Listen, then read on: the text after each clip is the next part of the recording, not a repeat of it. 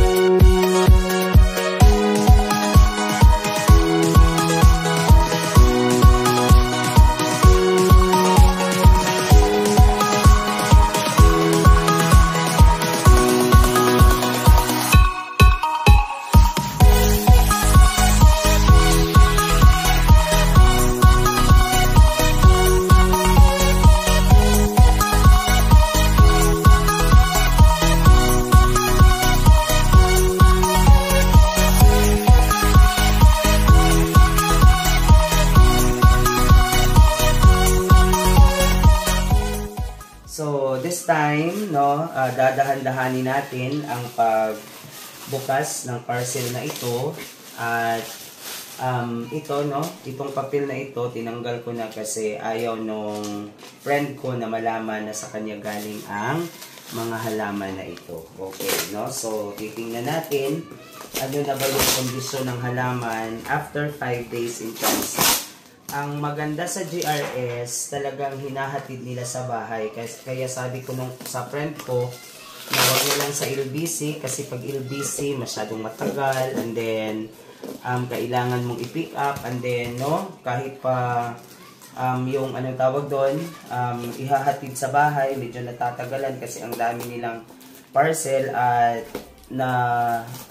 naiiwan kadalasan sa bodega.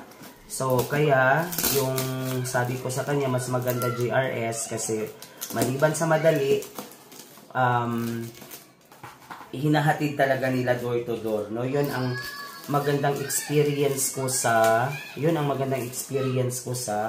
GRS. Kaya, kahit sa Sisto na Garden, ang kanila talagang courier ng kanilang mga halaman ay GRS. So, ganito siya magbalot. At, talagang, tingnan ninyo, binutasan pa yung gilid nung cartoon.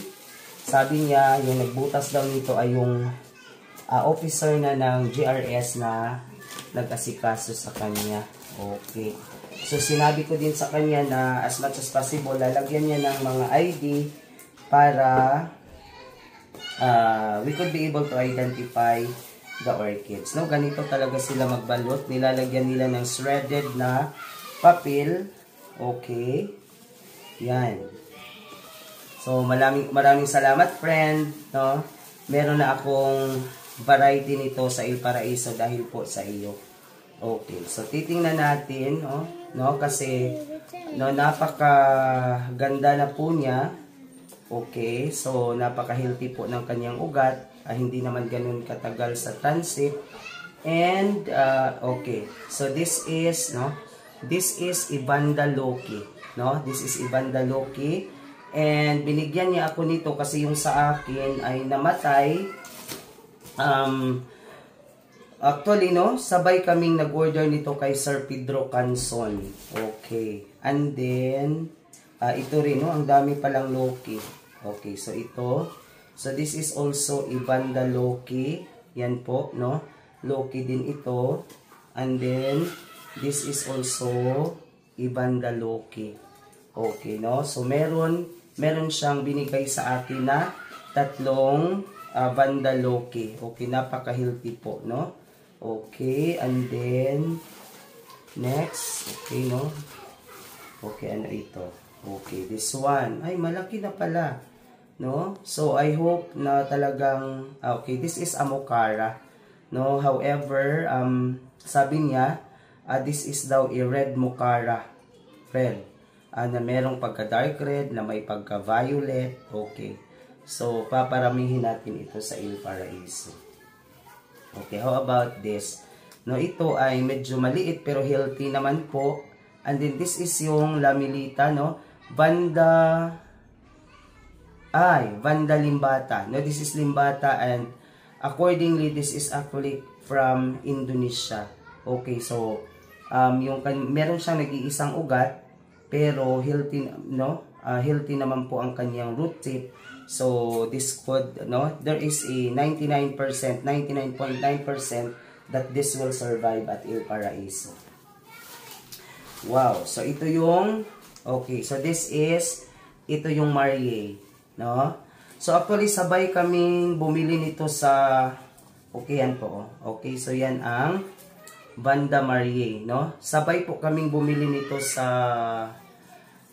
saan yun? Sa Manila, pero yung sa akin, wala talaga, hindi nag-survive. So this time, I will try na itatanim ito, ididikit ito sa buhay na kahoy. Kasi yung sa kanya, nadikit sa buhay na kahoy, and then, talagang maganda, no? Even yung kay Sir Carl Macaraig sa Jensen, no? Talagang, they place this doon sa buhay na kahoy, at saka napakaganda po ng tubo ng kanilang Marie. Okay. So, yan. And then, wow, no? So, ito. Ito yun, no? Thank you so much, no? Munti ko nang mabigkas ang pangalan mo, sir. Thank you so much. So, this is a strap leaf banda na walang ID. No, napakaganda. So, yung ipinakita niya sa akin, na gusto niyang ibigay sa akin, ay yung maliit. Pero I think ito yung nasa gitna ng mother plant. No? Kasi malaki talaga siya. Okay, so let us try to, no? Napaka-healthy po ng kanyang ugat. Kaya nga ng dahon. Kaya nga nagtatanong ako sa kanya kung anong fertilizer ang kanyang ginagamit, no? Kasi talagang kasabayan ko siyang bumili doon kay Moon. Pero yung sa kanya lumaki na, yung sa akin ewan ko lang, no? Anong nangyari doon. Okay, so this is also okay, ito yung, ano ito? Ito yung Lusonica, Vanda Lusonica X Tessellata. Okay, nabili din po niya ito kay Sir Mon, no, kay Ma'am Christine. Okay, hi Ma'am Christine. Okay, so meron siyang patay na dahon. Pero sabi niya, no, ito pinapaugat niya ito, no? Talagang napaka-healthy ang kanyang ginawa. Binitay lang niya ito doon sa likod ng kanyang bahay hanggang sa magkaroon ng ugat. And then ngayon, okay, no? He decided to share this variety doon sa Il Paraiso. So thank you so much, friend. And God bless always, no? And of course, happy gardening. So from pandemic hanggang ngayon, actually nakilala ko siya sa isa sa mga group, no? Group of yung mga nag-aalaga ng halaman hanggang ngayon, at we became friends. Okay, yan, no? So ito yung Vanda Lusonica X Tessellata. Ito yung Vanda strap na walang ID. Ito yung Marie, no? Ito yung Marie. Ito yung Lamilita from Indonesia. No, this is Lamilita from Indonesia. And then this is a Mocara, no? Salamat nito. And then ito po yung Vanda Loki, no? So napakarami po nila. Maraming salamat, sir.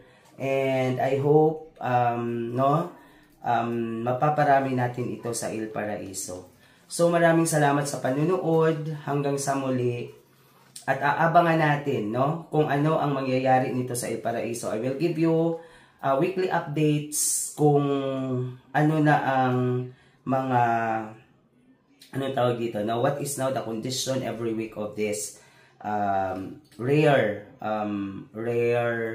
or native, no? Native Philippine bandas. Okay, so thank you so much for watching.